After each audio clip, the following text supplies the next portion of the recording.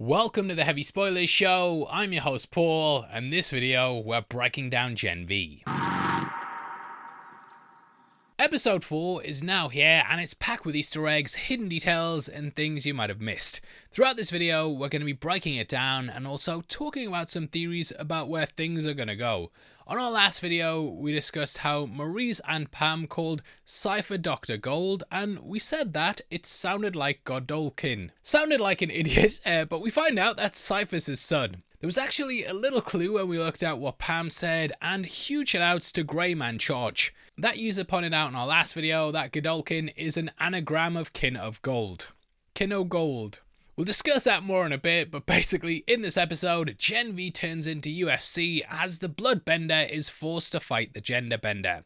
Can't cancel me for saying it because I say it in the show. Up yours, woke moralists. But there's a lot to break down and I don't want to waste any more of your time, so let's get into it right after you hit the thumbs up. What? I can't. You absolutely can. Elon here is no different than a bag of blood. So last week's 3-episode premiere ended with Jordan Lee telling the world that they were the ones who hurt Kate, not the Starlighters. They'd already come back from Elmira and the Vault Machine had spun their return as a big triumphant thing. They sold the story that they really saved the soups, but this showed it was further propaganda. We mentioned how they can't exactly send them off back to jail, and this is due to the public announcement of the new number 1. Thus, the spin is in this episode. Vault had of course also spent an almighty amount of media capital on the story that the Starlighters attack Kate, and basically this made them look stupid. So the only way is to present Jordan as an absolute evil nutcase. What better way to do that? Well, firstly, firecrackers on the case. With Cameron Coleman dead as of The Boys Season 4, Firecracker's now the top news anchor on the network.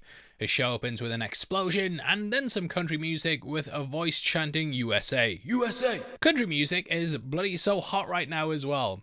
Even Beyonce's entered the genre and Chappell Roan has turned country for the giver. Even in the UK, it's wildly popular and it makes me want to give a big yeehaw! Big yeehaw! Now, I love you, America, but back in the day, the only guys who did this were like... The name's Tex. Text. No, Tex, like short for Teddy and, like Texas and that. He likes American stuff. Oh. Firecracker is, of course, a parody of some of the anchors that have become popular in the last couple of years, and I did notice, right, her boobs are looking a lot bigger. Whoa, before you kick off, mate, this is actually a deep cut Easter egg, let me explain. As we know, she was taking pills to lactate, and this was so she could get closer to Homelander.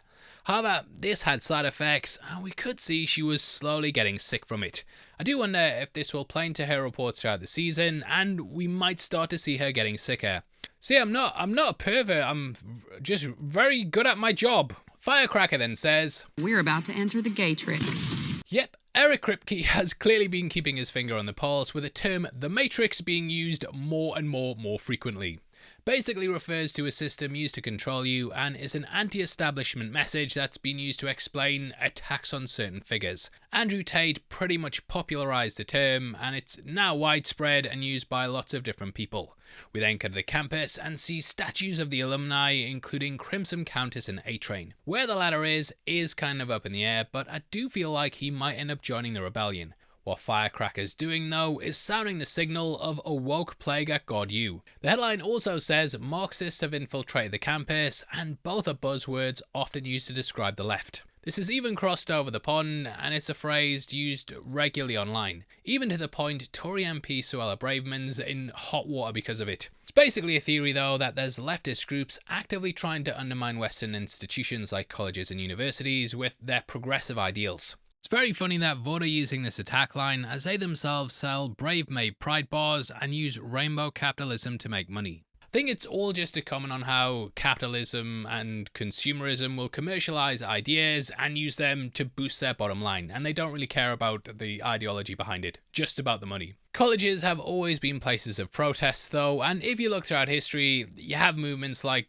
the anti-Vietnam, anti-apartheid movements, anti-Iraq war, and so on and so forth. Now, we then get a closer look at the Thomas Godolkin statue and see more graffiti. This statue is the latest addition, with Cipher having it placed on the campus. He's playing up how important Godolkin is, which, as we learn in this episode, yeah, you know exactly why. There's also notes and nods to some of the protests and plans that Allie mentioned last week. Firecracker then plays the clip of Jordan confessing to attacking Kate as the screen says, pronouns he, she, liar. Making fun of their pronouns, you know that one. They also call the Starlighters soy flakes, and Firecracker theorizes that Jordan's trying to take the heat off the Resistance.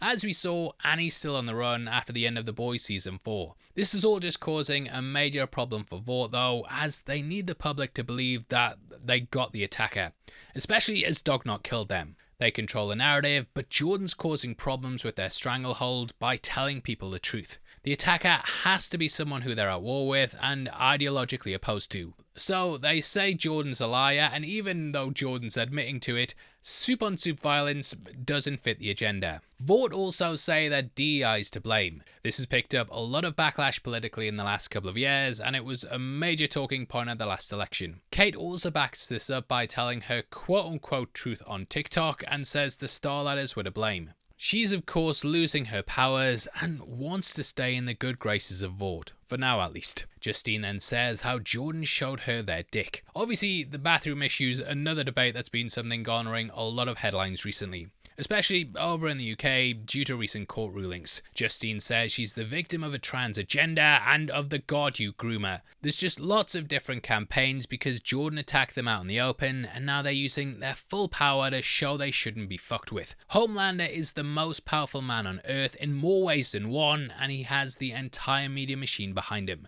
Jordan's now suffering the consequences of standing up to Vought and has also drawn Marie into it. They made number 1, but yep, Vought always treats you like number 2. They can find brand new ways to make your life even worse, and whereas last week they were pushing Jordan as a transgender hero, they're now using it to destroy them. This is doubly ironic as Jordan wanted to be seen as bigender and didn't really agree with a trans label in the first place. Now, we then catch up with Jordan and Marie, with Jordan saying they always wanted to be number 1. It's something that actually brought the pair to fight after Golden Boy's death, to the point that they were even furious at the rankings in Season 1. However, now Jordan's jaded. They know that the ranking system's fate and that there's no such thing as getting by on merit here. Even if you're number 1, you know it's because it's been manipulated. It's why they told the truth, as everything is fake. It's also why Vought has to control the narrative non-stop, as if the true reality is shown, the public won't support them. Cipher is furious at Kate as he comes out to meet Marie and Jordan, and it's very awkward, like in general when you get told off by a teacher in front of the other kids, but this one is even worse. Inside the office, we also have a cameo by Seth Reed. We've seen him multiple times in The Boys, and I love that they've kept him around. He's presented things like A Train to Africa and Ryan's debut costume.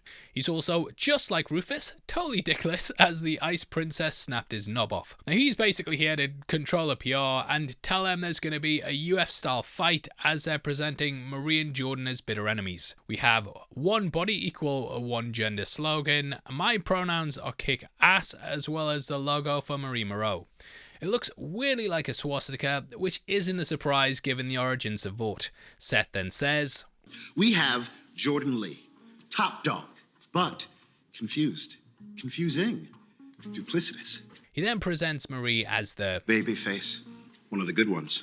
That latter term, one of the good ones, is of course used in conversations centered around race, and the fact it's a black man saying it definitely feels like he's now part of the system. This is a way that they can market her to the demographics who won't like her purely because of her skin colour.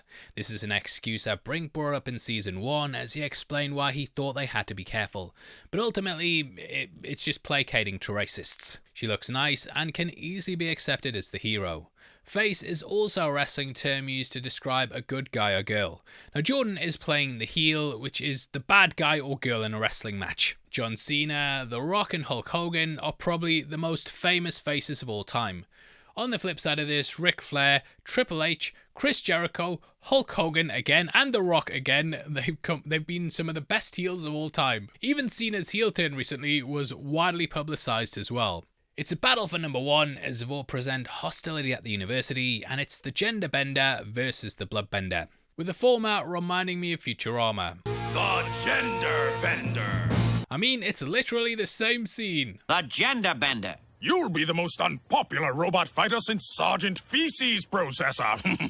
The bloodbender name is also clearly inspired by Avatar: The Last Airbender. Underneath it, we then get the slogan, "But only one can be number one," which sounds very Highlandery. There can be only one. It's going to take place at Vought International Hotel and Spa, which is clearly a reference to Trump International Hotel and Tower in New York, especially as God U is in New York, just like Xavier's School for Gifted Youngsters. He jokes that the title match needs punching up, as it later ends up being called Unsafe Spaces, which I don't need to tell you what that's a parody of. The event later gets a fight promo, and it shows us that this isn't the first showdown between students at God U. We see that Queen Maeve fought against the Deep in an event dubbed Battle of the Sexes, with that being a reference to the legendary tennis match between Billie Jean King and Bobby Riggs. Riggs thought that women's tennis was inferior and that he could beat any female tennis player.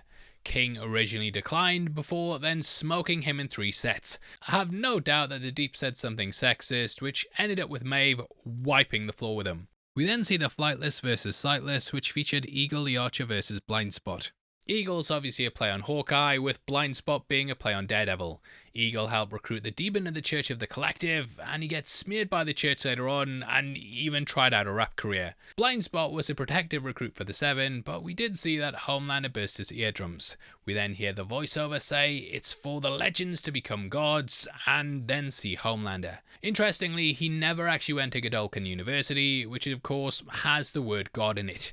It plays into how he views himself now though, and his ego's getting worse and worse. I do wonder if the line we later hear where Cipher implies she could be more powerful than Homelander is indeed playing into that power trip, or just a way to cement Godolkin's legacy. If the school can produce someone as strong or even stronger than him, then Godolkin will be seen as a legend. The face-offs are also similar to the PR stunts we've seen before, like the race between A-Train and Shockwave.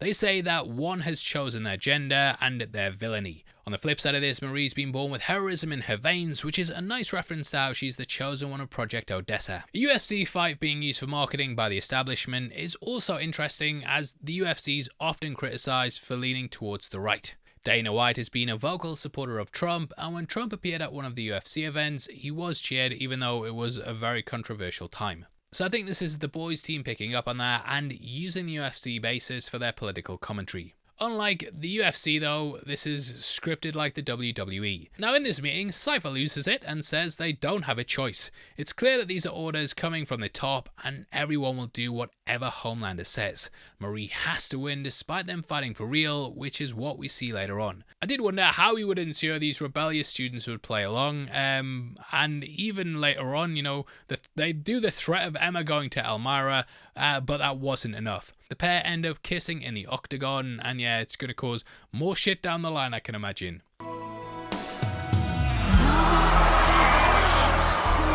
Now, it's also in this episode that we learn his true power and what his abilities are. Turns out that he can control people, which we actually get hints towards later when he trains Marie. He says, don't burst, which did remind me of Severus Snape protecting Harry Potter. I'll talk about that more in just a bit, but even if the UFC wasn't his idea, it works out well for him as he wants to bring out the best in Marie. Last week we had the Danger Room style fights, and he said how under the ultimate stress they can unlock even more of their powers. So with Marie fighting her lover, it ends up leveling her up. In the end, she manages to levitate Jordan without blowing him up. But yeah, there's lots of worries, and as Emma says, Elmira will forever be the sword Damocles above their head. The only way to stop him is to use Kate to get to Dean Cipher, and Marie points out that Kate's at loggerheads with him, as we saw him shouting at her earlier. Also, little turbo rush on the desk in Emma's room there. Kate thinks they've shown up due to her video on Truth Bomb, but they want to form an alliance. Cipher's relationship with Kate is wildly different to hers and Shetty's, and there they had tea together where she gave the motherly love that she'd missed out on. He's just horrible though, and completely controlling. As he said last week, he doesn't want to make students, he wants to make soldiers. Now, if you'd like to be a spoiler soldier, then why not check out our merch store right below the video. There we've just launched our brand new Godolkin themed t-shirt, and we've also got our classic Me and the Boys one. If you love Alien Earth as well, then why not check out our inspired shirts. Got the sheep with the eye thing, got Wendy, we've got an isolation one, and if you buy more than one, you get more of a discount. It all helps videos like this get made, and huge thank you to everyone who picks one up. Now we then cut to the anti-Vought Scooby gang who are smoking it up. Hope you put a sock in the fire alarm there, love. Allie asks if they're gonna make the couple kill each other like an emperor. clearly referring to the thumbs up and down that we use in the Roman gladiatorial fights. Emma's gang are clearly still on the fence about helping though, as Allie calls Jordan's speech stupid while Harper thinks it's brave. I feel that both of her mentees will have a horrible and grim fate come the end of the season, as the boys' universe doesn't really do happy endings, especially in the comics. And yeah, both of these seem like the type of characters that you just serve up on a silver platter. I think that will be some great character development for Emma though. She has to loathe herself to use her powers, and having people she inspired be killed will be the ultimate test of her growth. At the moment though, Emma just wants to stop the fighting using their powers. Ultimately though, she needs to go above and beyond that, which I think Jordan's starting to realise. The Vought Supes all have their own abilities as well, and can probably beat most of them in a fight. Beyond that, they also have the media and can destroy them in the eyes of other people. So there's lots to contest against. Allie then pretends that she was accepted at the school because her dad paid for the library, but she does in fact have an ability after all. She can control her hair like a Medusa from the Inhumans, albeit her pubic hair, which we see used later on. And yes, it's of course also a reference to the Gorgon. Medusa in the Greek myth, she had snakes for hair and could turn people to stone, which then influenced Medusa in the Inhumans, but now it's come full circle and it's just gone to the pubes. Now while Emma's been inspiring this girl, she also needs help with her powers. It goes to show that the university should have been focusing on this and not just performing arts. Luckily, Emma gets her own private lessons with Harper, which is much nicer than what we got with Vicor breaking people's spines. Harper also says that she's able to use her powers for 60 seconds and might even absorb the Dean down the line. Now, I do feel like that's what they're going to do with her. Emma compares her method to Daniel Day-Lewis's method to cry in movies, also referencing that he used it to win an Oscar. 3 times, in fact. The first time we saw her grow huge, she was being the life of the party, and when she grows small, it's by purging food or thinking that she's worthless. However, to Harper and Allie, she's an inspiration, so she needs to work on a way to use her abilities. She manages to use her powers like it's nothing later, showing her continued growth as a person. The ability to grow huge and then shrink down, it's a very powerful thing that we've seen other supes in the show have, namely the guy who bust that guy's dick and killed him. But possessing these abilities, being able to control them, will make her a very powerful supes. At the moment though, it's tied to her mental health, and similar to how, you can make yourself feel bad, she's kind of become her own worst enemy. In the dorm though, we learn that Allie has a brother, and his name is Greg. He's the same guy she met at Modesty Monarch's class, which we saw on the last set of episodes. Emma clearly has a crush on him, and he seems like a nice dude, but I don't trust him, and I'll tell you why, because the hairstyle and the fact he takes drugs, which I would never do. Over with Kate, we then learn that she can't read Cipher's mind, and she talks about the massive vault in his house. It wasn't there when Shetty was there, and she thinks it's hiding a machine, which it kind of is. Later we cut to the infiltration, and Jordan says how the advert was deepfaked, referring to the rise of AI. At least the friendship with Kate is starting to get better though, and she mentions that she got bad comments after the Flip trailer came out. That movie was announced at V52, which was a play on Disney's D23. We even saw the trailer last week with it being a sort of Freaky Friday parody. Jordan mentions how Kate banged a TA with hooves, with Kate bringing up how Jordan got with someone with multiple dicks in a TGI Fridays bathroom. One man gangbang. They're starting to get back on the same page though, and they do laugh at the guy's phone holder on his belt. As they said earlier, they want the exact same thing. They wanted to stop the secret experiments that got you and save the supes from the virus. However, Kate went more with the Magneto route, thinking that the humans needed to be forcefully subjugated, whereas the rest were more like Xavier's style of mutants. Of course, they won't be best buddies right away, as Jordan says they might be mad at her forever. Again, it kind of reminds me a lot of Magneto and Xavier, who used to be friends but politically became opposed and then sort of became enemies. We then see how Kate's powers are on the fritz as she wants to take the God's keys and says they'll forget that they were there. Telepaths often do this in films and comics, and they erase someone's memory from seeing them. However, he ends up having intercourse with a god gnome, calling it a hot smurf. This is a far cry from her being able to neutralize the gods in the woods with ease in season 1. Although she did make one have intercourse with an inanimate object there as well. So maybe it's a thing. She awkwardly takes the keys as the god thrusts the gnome, and they then get into the house. As we see, there's a hyperbaric chamber in there with a scarred body inside. If you thought Kate was Darth Vader-esque with the chopped off arm, this is full on Anakin. It's of course very similar to how Stormfront was kept alive, and also akin to what Soldier Boy was put into at the end of Season 4.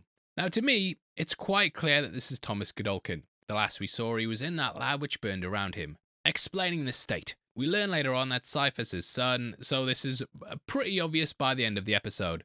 Especially with the Godolkin thing. Shout out that guy again. In the room, we can also hear Cherished by the Association. That also popped up in Annabelle, which is a movie that we've just done a breakdown on. It's very creepy in both, and Cipher is quite literally cherishing his dad by keeping him alive here. The song was used heavily at weddings in the 70s, and has since become a staple of the celebration.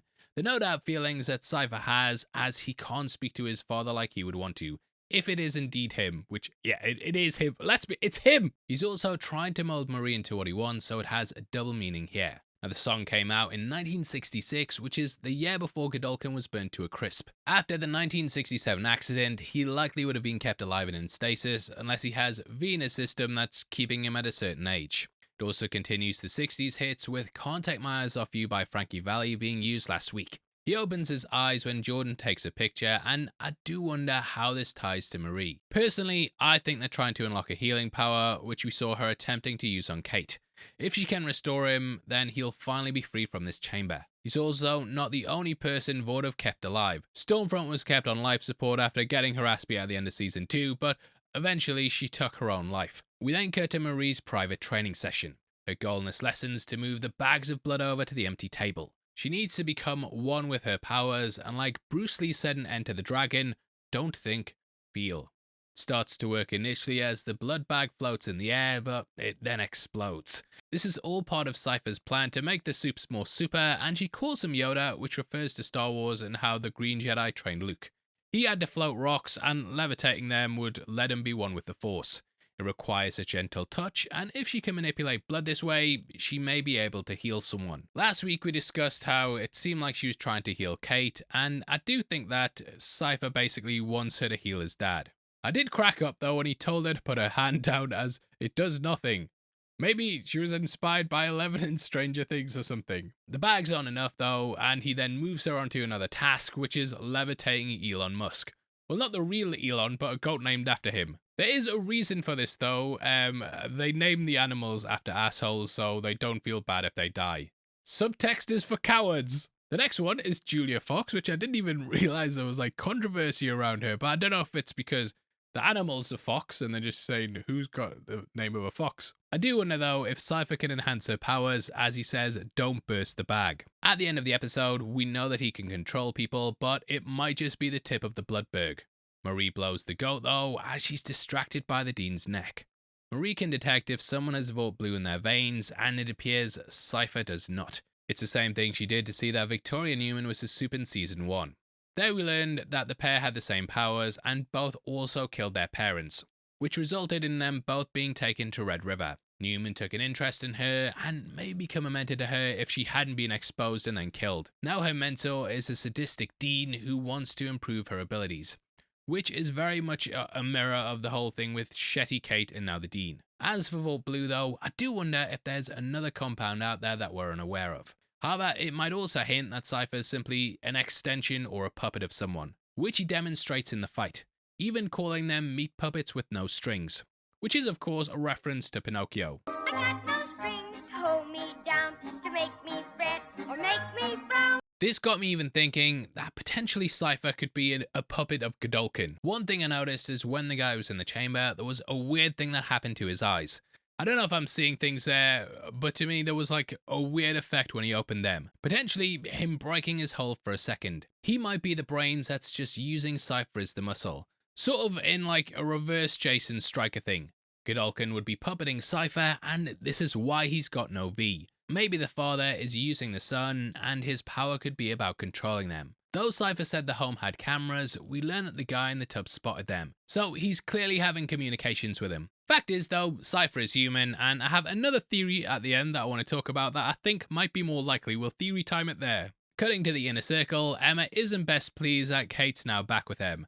I mean, if my friend caused me to be locked up, I wouldn't trust them either. She shows contempt for her by clicking her fingers for a can of drink and is given a can of Pop Claw.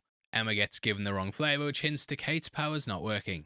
Emma would have been thinking of the flavour she wanted, expecting her friend to hand it to her. You may also recognise the name Popclaw, as she was A-Train's old girlfriend. After revealing that Cipher isn't super, they decide to record him admitting he's human. As expected though, it all goes wrong. Emma reveals she's got a crew cause it's fight night, baby, being broadcast on VSN3, which is a play on ESPN. The celebrities that we have appearing are Vicor from last week, who does commentary with Dan Goodwin. I couldn't make out if any real life stars were turning up to the fight, however I did notice that one looks like Mike O'Malley very briefly. We get a tale of the tape as Jordan's given 2 different heights and weight classes, which is pretty funny. The crowd seem very one-sided, with most supporting Marie, which explains why there was so many boos when Jordan came out.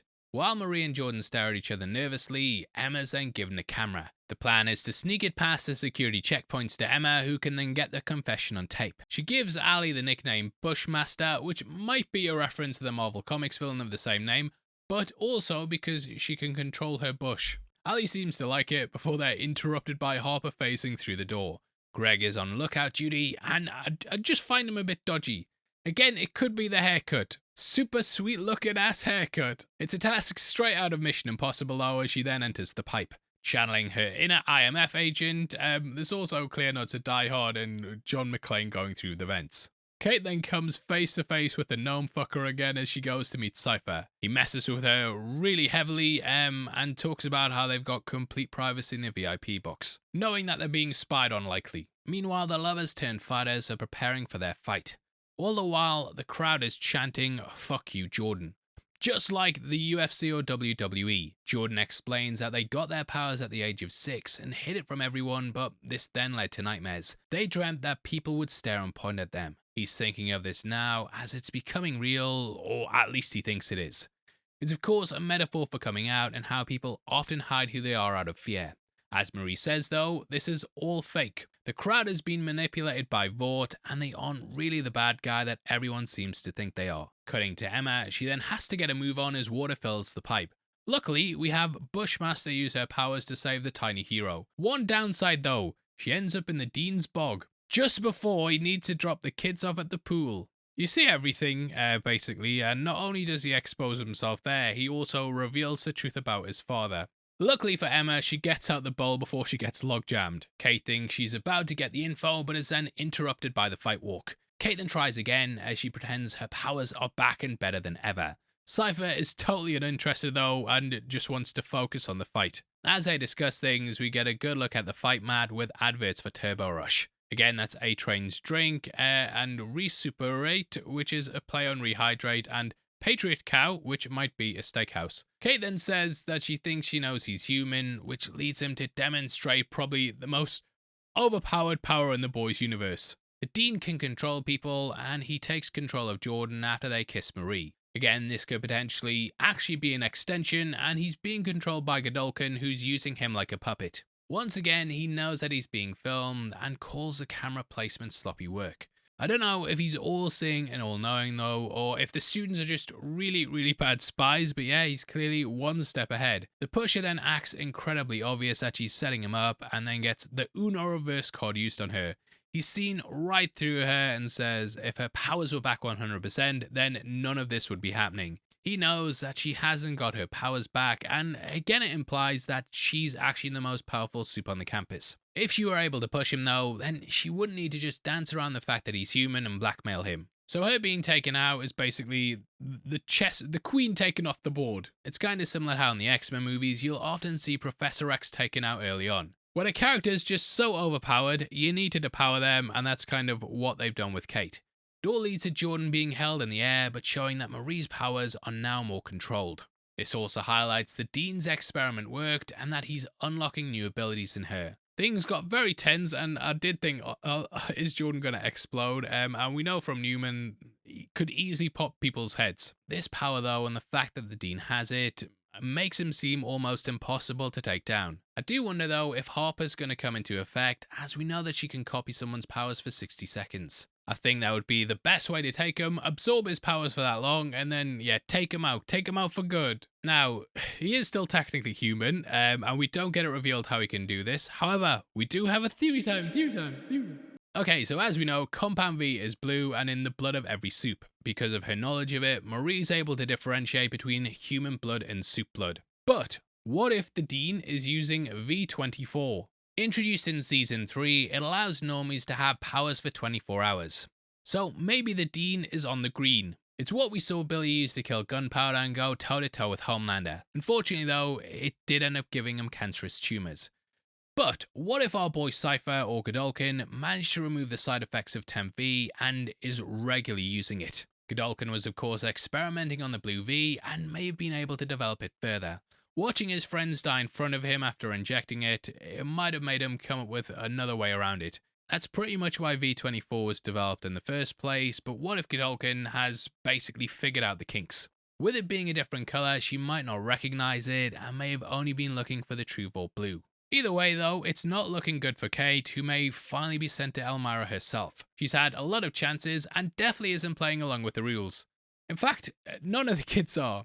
I do wonder how long it's going to take though, and yeah, let me know all your thoughts below. Please drop a like on the video as well, and make sure you subscribe because we're going to be doing the series every week. If you want to follow us on Instagram and keep up to date with what we're doing, and also make sure you check us out at Heavy Spoilers. Did you know as well that members of the channel also get early access to videos? If you click the join button, you'll get at least one breakdown a week before anyone else. Costs just 99 cents a month. It makes a massive difference here at the channel, and we really appreciate everyone who does it. Now, if you want something else to watch, we've got a breakdown of the Alien Earth finale on screen right now. Not sure exactly when this video is coming out, but Marvel Zombies is released when you're watching it. I know you, mate, you don't watch these videos straight away, do you? When you're watching this, mate, weeks into the future, we'll have our Marvel Zombies video out as well. So if you want to check out that, I'd really appreciate it. Anyway, with that out of the way, I'm the best. Well, I'm not the best. You're the best, and I'll see you next time. Take care. Peace.